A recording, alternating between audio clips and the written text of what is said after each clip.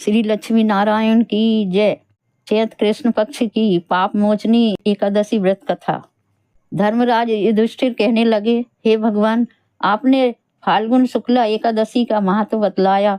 अब आप कृपा करके यह बतलाइए कि चैत कृष्ण एकादशी का क्या नाम है, इसमें कौन से देवता की पूजा की जाती है और इसकी विधि क्या है।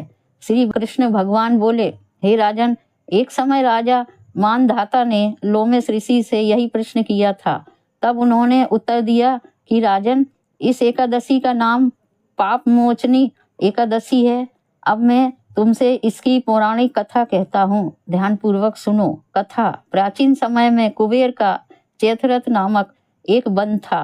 उसमें गंधर्वों की कन्याएं किन्नरों के साथ विहार करती थीं। वहां सदैव वसंत ऋतु के समान अनेक प्रकार के पुष्प खिले रहते थे। स्वयं इंद्र भी चैत और वैशाख मास में देवताओं के सहित वहां आकर क्रीड़ा किया करते थे। वहीं अपने आश्रम में मेघावी नाम के एक ऋषि भी तपस्या में लीन थे। वे शिव के भक्त थे। एक समय मंजू घोषा नाम की अप्सरा ने उनको मोहित करने का विचार किया। वह ऋषि के भय के मारे समीप तो नहीं गई, वरन दूर बैठकर वीणा पर मधुर गीत गाने लगी। उस समय शिव शत्रु कामदेव ने भी मेघावी ऋषि को जीतने की चेष्टा कर रहे थे। उन्होंने उस सुंदर अप्सरा के भ्रूण को धनुष कटाक्ष की डोरी, नेत्रों के संकेत और कुर्चों की पुरी बनाया तथा मंजू घोषा को सेनापति बनाकर मुनि को जीतने के लिए प्रहार किया। उस समय मेघावी ऋषि भी युवा और हष्टपुष्ट थे।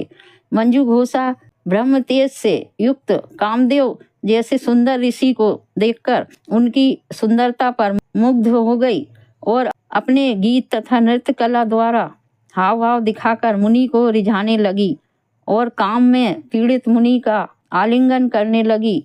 इसके फलस्वरूप ऋषि मंजू घोषा के साथ रमण करने लगे और काम के इतने वशीभूत हो गए कि उन्हें दिन तथा रात्रि का कुछ भी विचार नहीं रहा। इस प्रकार बहुत समय बीत गया। तब एक दिन मंजू घोषा कहने लगी, हे मुनि, बहुत समय बीत गया है, अब मुझे स्वर्ग जाने की आज्ञा दीजिए। मुनि ने कहा, आज इसी संध्या को तो आई हो, प्रातः काल होने तक चली जाना। मुनि के ऐसे वचन सुनकर अप्सरा कुछ समय तक और रुकी। अंत में उसने पुनः मुनि से विदा मांगी तो मुनि कहने लगे, अभी तो कुछ भी समय नहीं हुआ है, अभी कुछ देर और रुक जाओ। अप्सरा ने कहा, महाराज, आपकी रात तो बहुत लंबी है, आप सोचिए, मुझे यहाँ पर आए कई वर्ष बीत गए हैं। उस अप्सरा की यह बात सुनकर मुनि को समय का ज्ञान हुआ। यह जानने पर कि इस अप्सरा के साथ रमण करते हुए उन्हें 57 वर्ष 9 महीने 3 दिन बीत गए हैं, तो वह उनको काल के समान लगने लगी। अत्यंत क्रोधित हो मुनि कहने लगे, अरे दुष्टा, मेरे कठिन परिश्रम से एकत्र की गई तपस्या को तूने नष्ट कर दिया है। तू महापापनी और दुराचारणी है, तुझे धिक्कार है। तूने मेरे साथ घात किया है, इसलिए तू मेरे श्राप से पिशाचिनी हो जा।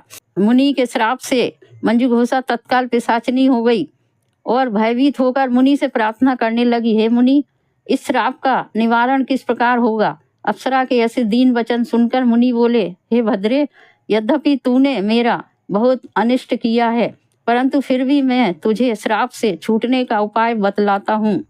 चैत कृष्ण पक्ष की एकादशी पाप मोचनी एकादशी कहलाती है और यह सब प्रकार के पापों का नाश करने वाली है। यह व्रत करने से तू पिशाच योनि से मुक्त हो जाएगी। ऐसा कहकर मेघावी ऋषि अपने पिता च्यवन ऋषि के आश्रम में गए। मेघावी को देखकर च्यवन ऋषि कहने लगे कि अरे पुत्र, तूने ऐसा क्या किया जिससे तेरा सारा तप तेज क्षीण हो गया। मेघावी ऋषि कहने लगे, पिताजी, मैंने अप्सरा के साथ रमण करके घोर पाप किया है। अब आप इस पाप से मुक्त होने का प्रायश्चित बतलाइए। तब च्यवन ऋषि बोले, हे पुत्र, चैत मास के कृष्ण पक्ष की पाप मोचनी एकादशी का व्रत करने से तुम्हारे सब पाप नष्ट हो जाएंगे, इसलिए तुम इस व्रत को करो। पिता की आज्ञा पाकर मेघावी ऋषि ने भी इस व्रत को किया, जिससे उनके सब पाप नष्ट हो गए। उधर मंजू घोषा भी व्रत के प्रभाव से पिशाच योनि से छूटकर दिव्य देह धारण करके स्वर्ग को चली गई। लोमस ऋषि कहने लगे, हे राजन, पाप मोचनी एकादशी के व्रत को करने से ब्रह्म हत्या आदि सब पाप नष्ट हो जाते हैं। जो इस कथा को पढ़ता या सुनता है उसको हजारों गोदान का फल प्राप्त होता है। फलाहार, इस दिन चिरौंजी, मेवा, दूध की मिठाई, फल आदि लिए जा सकते हैं। इति चैत कृष्ण पक्ष पापमोचनी एकादशी व्रत कथा संपूर्ण। श्री लक्ष्मी नारायण की जय।